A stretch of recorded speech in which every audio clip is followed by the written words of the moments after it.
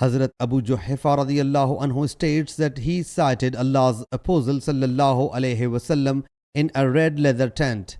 He says that he saw Hazrat Bilal radiyallahu anhu coming out carrying the leftover water after the Prophet's ablution. I observed people running pell-mell to get the water. Then whosoever got that water applied it to his body. Whosoever did not get that water moistened his hand from the wetness of his companion's hand.